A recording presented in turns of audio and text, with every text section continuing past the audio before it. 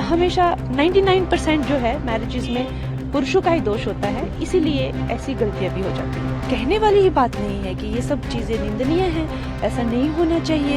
युवाओं पर इस तरह का बोझ नहीं होना चाहिए। जो उनकी सैलरी है, जिससे उससे भी कहीं 3 गुना 4 गुना हर महीने वो प्रोवाइड करा रहे हैं, करोड़ों का उन पे जो है वो और मांग हुई जा रही है, तो वो प्रेशर में आके वो लड़के ने ऐसा किया। शौक में भी और शोक में भी है, क्योंकि एक बहुत ही नौजवान और उनका जो वीडियो है वो दिल दहला देने वाला है।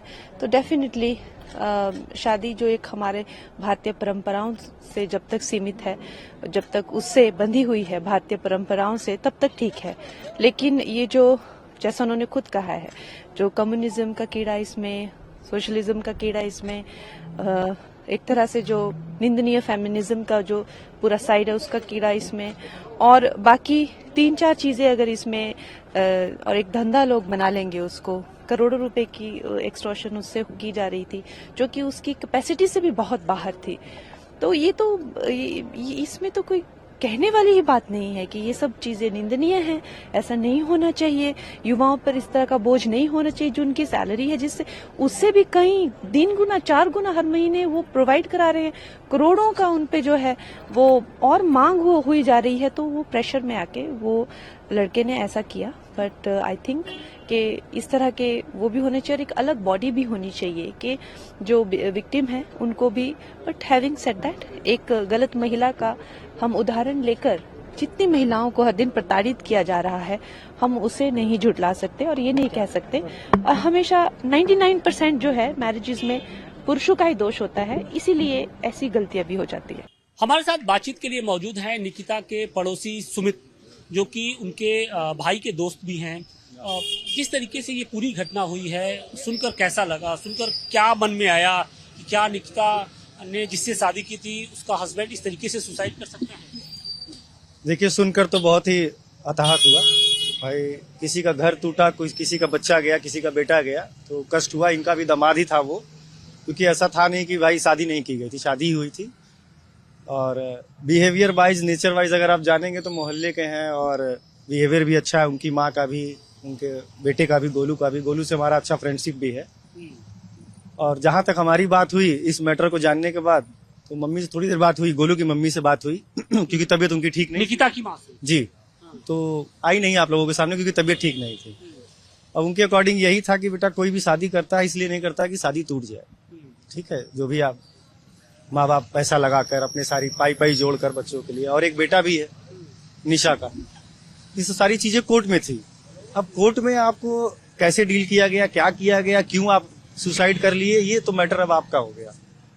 लेकिन सवाल इस बात का है कि निकिता के भाई ने कभी इस बात को लेकर आपसे बात की थी या शेयर किया था कि निकिता और उसके हस्बैंड के बीच में इतनी दूरियां बढ़ गई हैं, या फिर जब वो निकिता आती होंगी यहाँ पर कोर्ट में, उनके हस्बैंड आते होंगे, तो इस दरमियान उनके भाई ने या उनकी माँ ने कभी कुछ बात बताई आपको? देखिए, फैमिली मैटर ज्यादातर कोशिश करता है आदमी की पर्टिकुलर ही रहे, बाहर ना आए, ठीक है। फैमिली मैटर और ज्यादा क्लोज होने के नाते बस इतना ही मैं जानता था कि थोड़ा हराश होती थी निकिता जी, जो निकिता नहीं, निशा नाम था, निशा सिंघानिया, वो भी हरास होती थी। बस उसको हरास किया जाता था, इसलिए वो अपना बेटा लेकर यहाँ आई ना। परेशान हुई, हैरान हुई, माता जी को बताया, अपने भाई को बताया, तो लेकर यहाँ आए, वरना घर बन के ही रहता ना। तो मुझे नहीं लगता कि एक हाथ से ताली बजी है। और ये लोगों ने क्या हरास किया, कैसे हरास किया, इसका भी कोई इनके पास कोई एविडेंस, कोई प्रूफ नहीं है।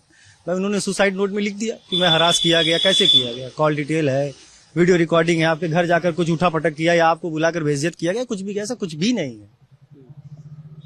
इसलिए मैं ये ऐसी चीजें बता रहा हूँ क्योंकि मेरी उनकी माँ से बात हुई, अभी 1 घंटा उनसे बात हुई, बीमार हैं, तो उन्होंने बताया वैसा ऐसा कुछ भी नहीं है। हम लोग भी परेशान ही हैं क्योंकि भाई जवान बेटी है, एक बेटा है, उसकी भी जिम्मेदारियां हैं, सारी चीजें। क्या शादी के बाद निकिता ने वहाँ पे जॉब शुरू की या उस दिल्ली में, कि उसके पहले से ही करती? क्या करती हैं? किसी कंपनी में है, वो काम करती हैं।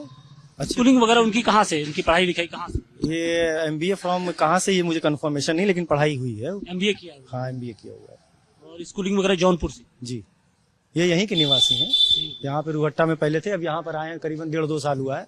नया घर लेकर अपना मेंटेन कराया है जी। उनकी जब फादर की डेथ हुई थी तो उस दौरान ये कहा गया कि शादी के बाद डेथ हुई थी निशा की शादी के बाद हुआ था। तो उस दौरान ये कहा गया कि लगातार जिस तरीके से दहेज मांगे जा रहे थे उससे उनकी फैमिली में बहुत दिक्कत थी और पिता भी उनसे परेशान थे और इसी वजह से हार्ट अटैक भी आ गया था। ये तो सही है, हम लोगों के पास भी यही जानकारी है कि भाई बेटी की शादी करने के बाद इतने पैसे लगाने के बाद अगर बेटी से और भी डिमांड किया जाएगा, इन वे देखिए तरीका कई तरीके का होता है। एक होता है दौरी सिस्टम, आदमी डायरेक्ट मांग लेता है। एक होता है कान घुमाकर पकड़ना, ऐसे करा लो वैसे करा लो, लोन करा लो, पैसा करो, कुछ भी चीजें हो सकती हैं। तो खुलकर मैं नहीं जानता इस चीज को कि मांगा गया नहीं मांगा गया। तो एलिगेशन अगर लगा इनके पिताजी की जान गई है तो हो भी सकता है सच हो। निकिता ने एक जो अपनी FIR में ये भी लिखा है कि जो सैलरी थी अतुल उस पूरे पैसे को अपने अकाउंट में मंगा लेते थे। ये सारी चीजें इस बारे में मम्मी ने बताया था कि जैसे शादी के बाद भाई साहब ने निकिता से डायरेक्टली ये पूछा कि तुम्हारा अकाउंट स्टेटमेंट मुझे चाहिए, I need your all documents and all accounts details. तो वो बोलती थी कि भाई मैं जॉब कर रही हूँ, मैं अपना मेरा पैसा आता जाता है तो क्या जरूरत है इसकी डिटेल की। लेकिन आफ्टर ऑल इतना हरास वो हो गई थी कि उन्होंने अपना सारा डिटेल सारे डॉक्यूमेंट्स प्रोवाइड करा दिए थे, जहां तक मेरी नॉलेज में ये बात आई। बेंगलुरु के AI इंजीनियर अतुल सुभाष के सुसाइड को लेकर अब पुलिस का शिकंजा कसने लगा है और इस वक्त देखिए पुलिस की जो टीम है वो निकिता सिंघानिया के घर पे पहुंची है।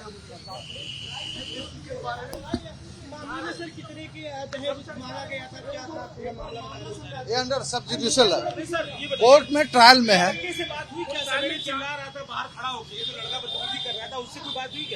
नहीं, हमारी उससे बात नहीं। क्या आप लोग निर्देश दिया गया? आप यहाँ पर क्या मौजूदगी? हम लॉ एंड ऑर्डर शांति व्यवस्था के लिए आए हुए हैं। आप लोग की इतनी संख्या में मीडिया के लोग आ गए इसलिए मैं सूचना पाके यहाँ भाग के आया हूँ।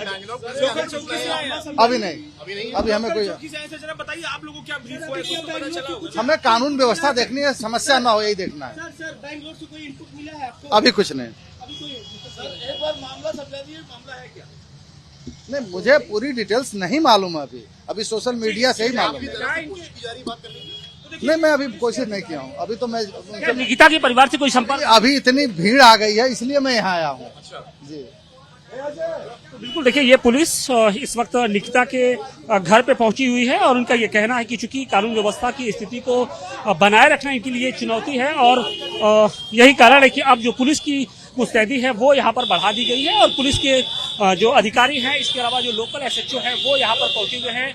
हालांकि उनका ये कहना है कि उनका अभी निकिता के परिवार से किसी तरीके का संपर्क नहीं हो पाया गया। तो देखिए हम तस्वीरें आपको दिखाने की कोशिश कर रहे हैं कि देखिए इस वक्त किस तरीके से यहाँ पर अब सुरक्षा व्यवस्था बढ़ाई जा रही है और माना यह जा रहा है कि देर रात तक निकिता के परिवार के जो लोग हैं यानी जो अतुल के ससुराल के लोग हैं जिनके खिलाफ ये मुकदमा दर्ज कराया गया है उनकी भी गिरफ्तारी हो सकती है, क्योंकि बेंगलुरु में कुल 4 लोगों के खिलाफ मुकदमा दर्ज कराया गया था, जिसमें निकिता सिंघानिया के अलावा उनकी जो मां है, उसके अलावा उनके जो भाई हैं और उनके चाचा हैं, ये 4 लोगों के खिलाफ हत्या के लिए उकसाने का मुकदमा दर्ज किया गया है। अब देखना यह है कि किस तरीके से पुलिस का शिकंजा और कसता है।